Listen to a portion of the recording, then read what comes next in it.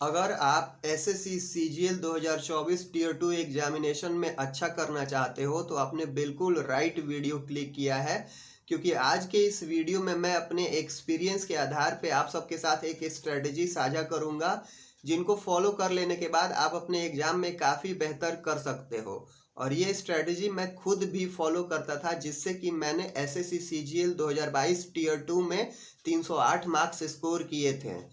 तो आज के इस वीडियो को आप केयरफुली लास्ट तक जरूर देखना, किसी भी पार्ट को स्किप मत करना, नहीं तो आप समझ नहीं पाओगे। और वीडियो को शुरू करने से पहले आपसे एक चीज़ कहना चाहूँगा कि इस चैनल पे मैं बहुत ही वैल्यूएबल इन्फॉर्मेटिव वीडियो अपलोड करते रहता हूँ, और आपका एक सब्सक्राइब करना हमें प्रोत्साहित करता है कि और भी ज़्यादा से ज़्यादा वैल्यूएबल कंटेंट अपलोड किया जाए। तो आप पहली बार इस चैनल पे आए हो तो सब्सक्राइब जरूर कर देना, साथ ही उन कैंडिडेट तक भी साझा कर देना जिन्हें आवश्यकता हो। तो सबसे पहले आप अपने मन से इस ख्याल को निकाल दे कि मैं SSC CGL tier 2 examination crack कर ही नहीं सकता। जब भी आप ऐसा सोचोगे तो आपका विल पावर डाउन हो जाएगा, आपका कॉन्फिडेंस लेवल डाउन हो जाएगा। और एक ऐसा एस्पिरेंट जिसका विल पावर डाउन है, कॉन्फिडेंस लेवल डाउन है, वो कैसे एग्जाम में अच्छा कर पाएगा। तो आप अपने आप पे भरोसा रखें कि आप इस एग्जाम की प्रिपरेशन कर रहे हो और आप इस एग्जाम में अच्छा करोगे। और इस एग्जाम के लिए आप 100% एफर्ट लगाओगे बिना रिजल्ट की परवाह किए, तो जाहिर सी बात है कि इतनी वैकेंसी है, 17,700 समथिंग वैकेंसी एक अच्छी वैकेंसी मानी जाती है। इनमें आप एक पोस्ट सिक्योर कर पाओगे, और हम ही में से कोई ना कोई इस वीडियो को देख रहा है, वो सेलेक्ट हो पाएगा। तो आप अपने मन से इस ख्याल को निकाल दें। सबसे पहले क्या करना है कि आपको सीजीएल टीयर 2 एग्जामिनेशन की आप प्रिपरेशन कर रहे हो, तो इस टाइम ड्यूरेशन तक आप प्रीलिम्स में अच्छा कर रहे होगे। और प्रीलिम्स में अच्छा करने का मतलब क्या है कि आपने अच्छे खासे previous year mock test solve किए होंगे, और लिमिटेड टाइम में आप पेपर सॉल्व करने के लिए आप हैबिचुएटेड हो, यानी कि आपका टाइम कम नहीं पड़ता होगा, कोई सेक्शन छूटता नहीं होगा, ये सब में आप हैबिचुएटेड होगे। अगर नहीं हो तो मॉक टेस्ट आपको सॉल्व करते रहना है प्रीवियस ईयर का। ये बता दूं कि मैं इस एग्जाम की प्रिपरेशन कर रहा होता तो कैसे करता, आप उसको रिलेट करा लेना। मैं सबसे पहले प्रीवियस ईयर क्वेश्चन पेपर को सॉल्व करता, उसको किताब समझता, उसी को स्टडी का रिसोर्स समझता कि मेरे को प्रीवियस ईयर क्वेश्चन पेपर ही सॉल्व करना है।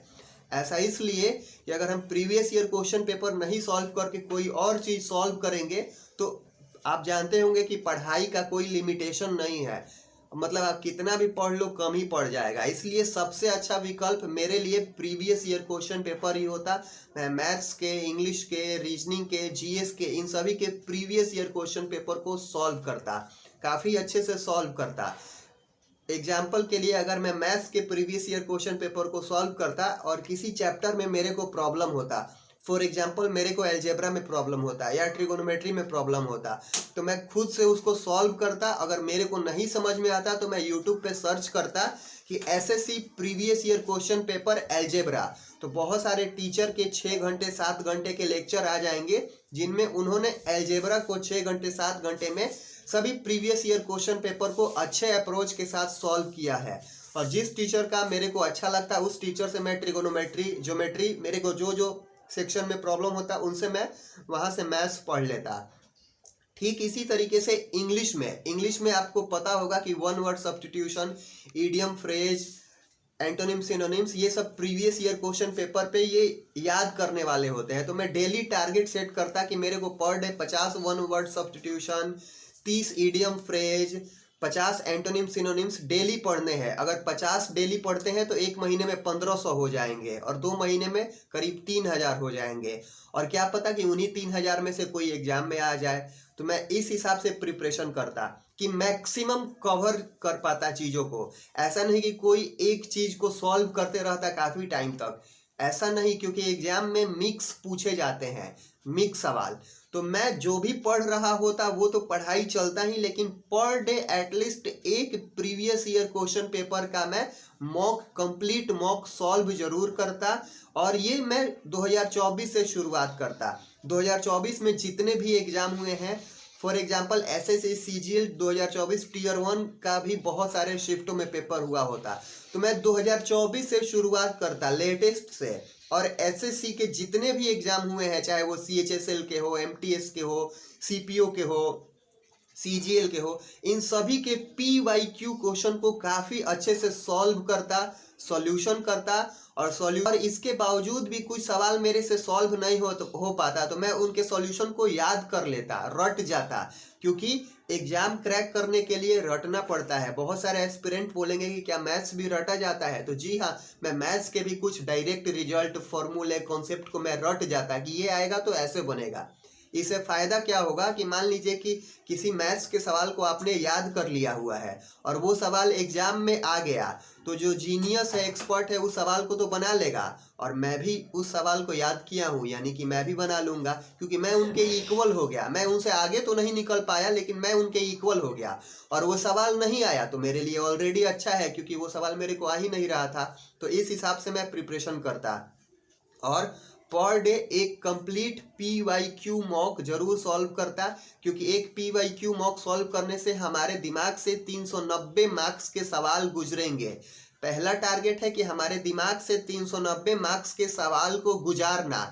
सवाल बने या नहीं बने वो तो बात की बात है, पहले सवाल गुजरेगा तब तो बनेगा। यानी कि आप देखोगे कि प्रीवियस ईयर क्वेश्चन पेपर पे कम मटेरियल होंगे मेंस वाले में, क्योंकि आप ध्यान से देखोगे कि सीजीएल मेंस के न्यू पैटर्न पर कम प्रीवियस ईयर क्वेश्चन पेपर होंगे। तो कोई बात नहीं, मैं उसके पहले का ही प्रीवियस ईयर पेपर सॉल्व करता जिसमें 100 सवाल होते थे।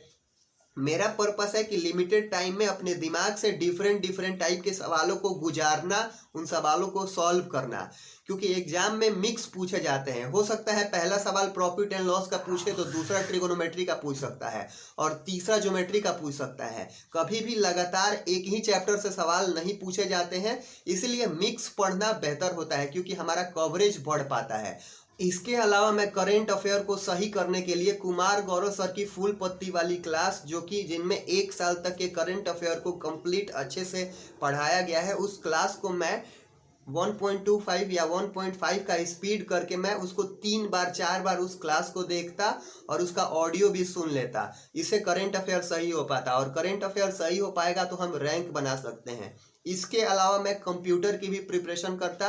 कंप्यूटर के लिए बेसिक क्वेश्चन ही पूछे जाते हैं, जैसे कि input device, output device, hardware, software, MS office. तो एक ऐसा किताब खरीदता जिसमें कि बेसिक से सवाल हो और SSC के प्रीवियस ईयर पेपर में CGL Tier 2 के उन सभी कंप्यूटर के सवाल को मैं सॉल्व कर लेता और हाल ही के जो 2024 में जितने भी कंप्यूटर के सवाल पूछे गए हैं उन सभी सवालों को अच्छे से पढ़ लेता और साथ में मैं टाइपिंग की भी प्रैक्टिस अभी से ही शुरू कर देता, क्योंकि SSC CGL Tier 2 में जो टाइपिंग है ये आसान नहीं है और मुश्किल भी नहीं है, लेकिन जो प्रैक्टिस कंटिन्यू रखेगा उसके लिए ये आसान बन जाता है। तो मैं अभी से ही टाइपिंग की ही प्रैक्टिस जरूर करता, क्योंकि आपको पता होगा कि CPT वाली पोस्ट के लिए टाइपिंग में कितना एरर चाहिए होता है, ये बोल करके बताने की आवश्यकता नहीं है।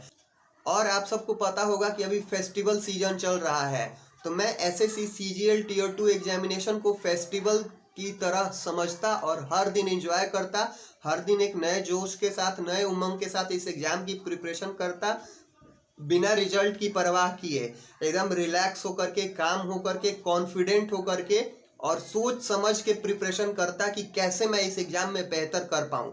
चिंता नहीं करता, मैं चिंतन करता कि इस एग्जाम में मैं कैसे अच्छा कर पाऊंगा। और इस एग्जाम की प्रिपरेशन में सकारात्मक सोच के साथ, दृढ़ संकल्प के साथ, भगवान में आस्था रख के प्रिपरेशन करता और जाहिर सी बात है कि ये सब सारे स्टेप्स को जो लोग फॉलो करेंगे अपने एग्जाम में काफ़ी बेहतर कर पाएंगे।